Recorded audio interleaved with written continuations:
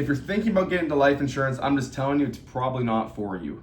Life insurance is, like, that field is not for most people.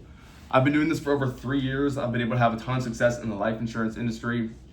And with all my experience that I have now, I'm just telling you, it's probably not for you. The reason I say that is not me being like pessimistic or negative or anything like that. The reason why I say that is because most people are just not cut out for a 100% commission opportunity. Most people fail in 100% commission.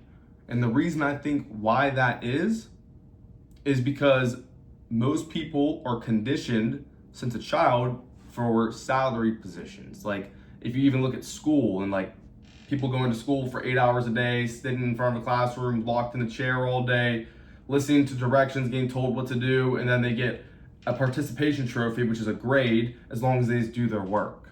That's exactly, what a salary job is. But that's also why people that are on salary 99% of the time can barely even pay their bills. And keep in mind, I was supposed to be a doctor. That was my life goal. I wanted to go to medical school. I was already accepted to be in medical school, which is, for some people, an accomplishment of itself. I turned all of that down, and I decided to go into 100% commission life insurance sales. And for most people, that is a death sentence, because it's just not guaranteed. There's nothing guaranteed. You have to go out and you have to hunt for your food every single day. You have to go out and you have to make money. If you don't work, if you don't make sales, then you won't make money. It's 100% performance based. Some people hate that, and some people, a lot of people, most people, that causes them to fail. But other people, like myself, I look at that, I'm like, okay, sweet. So this is 100% performance based. So if I just get really, really good at this, then there's no ceiling to my income. And that's exactly correct. It's 100% performance based. So you get really good at it and you get really efficient at making sales around the clock, then you can make as much money as you'd like. But most people, they fail because of that right there, because there's not guaranteed paychecks. Also, most people fail because they think about school. You got 6th grade, you got 7th grade, you got 8th grade, you got all these grades, right? And it's like a progressive overload. Like 8th grade's a little bit harder than 7th grade. You learn algebra instead of trigonometry or whatever, pre-algebra, I don't know. And it's a progressive overload. So progressively you're getting better and better and better and better and better, learning more and more and more information, right? For life insurance, it's not that way. With life insurance, the process is so heavily front-loaded, and you put in deposits like work, and you get no results. Like, that happens. Like, whenever you're new, like, you put in so much input and you don't get a result and you don't get a sale. And that's just how it works whenever you're new. Like, I remember whenever I was new, like, I would work 12 hours a day, like, just putting in so much freaking work just to get like in front of 2 people that day and like try and present and like make a sale or how sell life insurance, whatever. And they would both say no, and sometimes they would curse me out and tell me to get lost and find a real job, and oh, that's a cute little gig you're doing or whatever. And you'll figure out how the world works one day. So that's one of my favorites, right? And I learned that, like, I had that whenever I was brand new. That happened all the time. And I would work so hard just to get shut down so brutally. That's because the process is front-loaded. This is another reason why most people quit. And just so you know the stat on it, again, I'm not being negative, 92% of people don't make it past a year in life insurance sales. They don't make it past a year, which I think that's pretty pathetic. Like, if you say you're gonna do something, like, do it, at least give it a full year of effort, but whatever. Most people actually quit in the first 90 days. Most of that 92% is gone in the first 90 days. And again, that is because the first 90 days, it's so, not difficult, but so delayed with the gratification of, like, I put in all this work and I have no way of seeing if I got better because I have no sales that are being made. So I just don't know, like, am I doing this for no reason? Like, you start to lose hope. The light at the end of the tunnel starts to get further and further and further outstretched and further far away. But the thing is, once it clicks, it clicks. Like, as soon as it clicked for me, Like, okay, like, oh, rebuttal this way, agree with people. Okay, tell people what they want to hear, be friendly, smile to them, ask them what their needs are and fulfill their needs. Like just basic stuff like that sounds super obvious saying, but whenever you're doing it, it's a little bit different. Once you start to get it and it starts to click, then it's like, holy crap, all of that front load work I did, it's like all that front load work I did got like held in like a little bank and you didn't get access to the bank. But then all of a sudden it clicked and now all of that bank is just getting flowed onto you.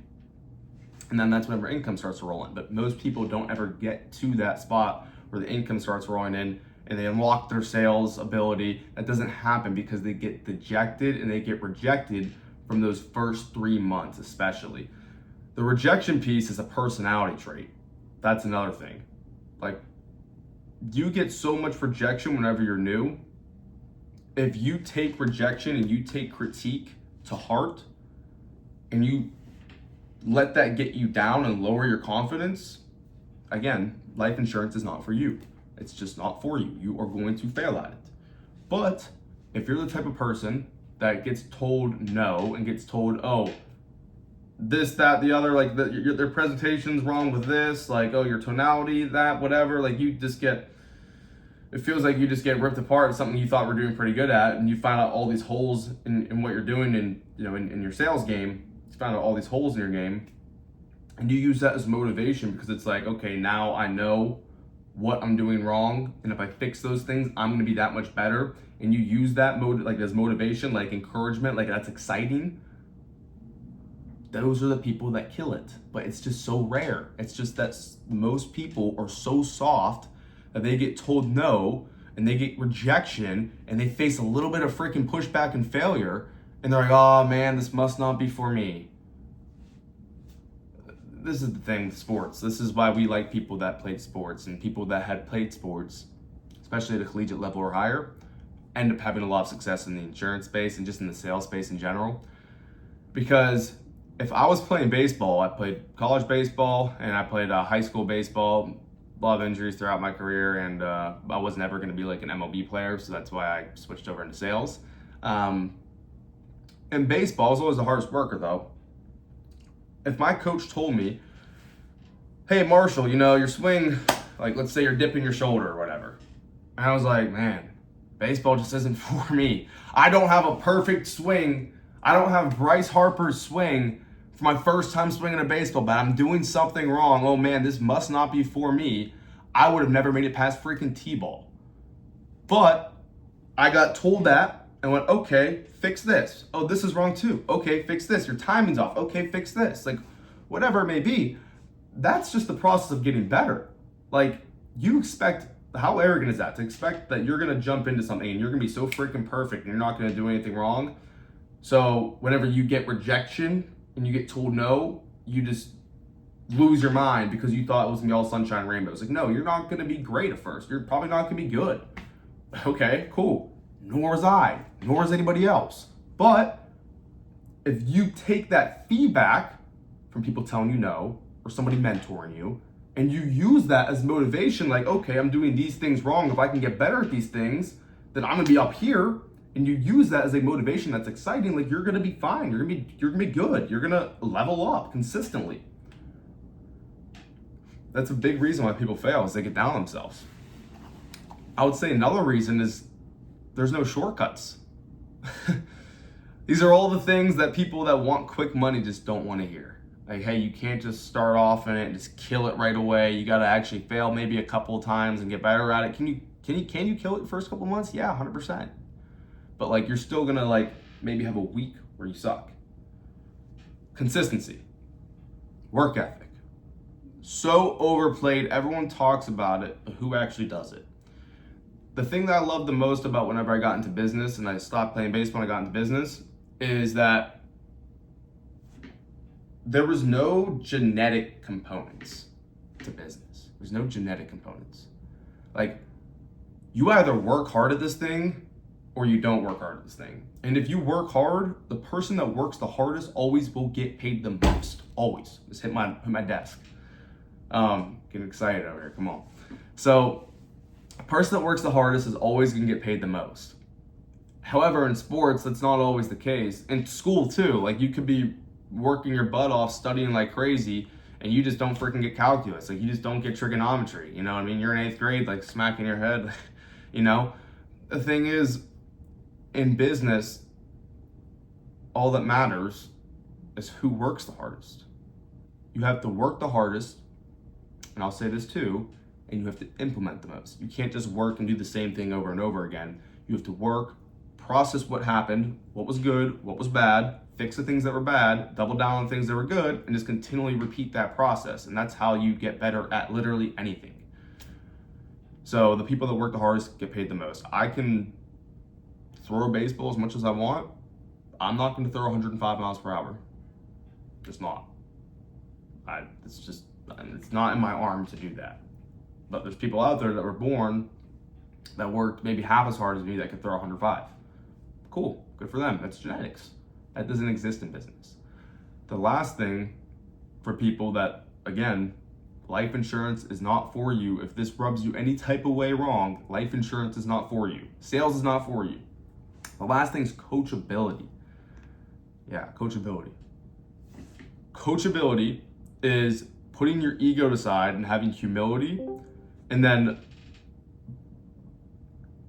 looking at somebody that has results that you want and implementing just everything that they do. That's called coachability. That's being a student. Those people that do that have success like pretty much instantly, like basically instantly, because you're just swapping your information with somebody else's information that's already had success. So of course you're gonna have success because they're having success too. Why wouldn't you? But the problem with coachability is everyone wants to invent their own wheel. Everyone wants to do their own thing. Everyone wants to have their own twist on it, their own twang on it. They want to personalize it. And that's just your ego trying to say that you had a little piece of the puzzle that you added to it, and it's killing you. Another thing with ego with people is they think they know better. So you got two types of ego. You got ego with people that feel like they know better, even though they're brand new to it. Wow, that's arrogant, right? Those people, they try to do it their own way, and then they end up failing a couple months later because their own way doesn't work. That's the people that are, they have too much ego and it's intentional. The other people that have too much ego and it's non-intentional is they just don't implement anything. They don't realize, okay, I'm struggling right now. This person is telling me the answer to the things that I need to do. I need to implement this. Instead, their ego is like, okay, I'm struggling right now. This person's telling me what I need to do. I'm just gonna keep doing what I'm doing. We'll see. Who knows? Who knows if they're right or not? And so it's not your own way of doing it, but you're not listening to instruction of people that are trying to help you. People that are trying to help you. That's another big thing about life insurance, especially in like something like Globe Life that we're a part of. Anyone that's contracted with Globe Life, the leadership there, leaders benefit from your success. So if you have someone that's super, super dialed in, like that's super, super involved in life insurance and serious, and they have big goals, like they're gonna want to help you as much as possible as long as you're serious. Like they're gonna wanna like see you kill it. Like they wanna be helping you with absolutely everything. But people that don't accept that instruction never have success. So those are the reasons why people don't have success in life insurance. Again, 92% of people don't have success in life insurance. Only 8% of people do. But the reasons are all right there. It has nothing to do with leads or like companies or contracts or anything whatsoever. Like, well, this leader, that leader, whatever. None of that has anything to do with it. It's all those things I said. It's because people aren't comfortable with the salary. It's because people are not able to front load a process and have faith that it's going to work out. People are scared of rejection. They don't know how to handle rejection. People are not consistent. They don't know how to actually apply themselves to something over a long period of time. And then people don't listen to instructions. People don't listen to directions, even though it's there to help them. But if you can do those things, you can probably kill it in life insurance. My Instagram is Marsh Motivates. I post on there daily. Feel free to send me a DM if you have questions. All right, peace.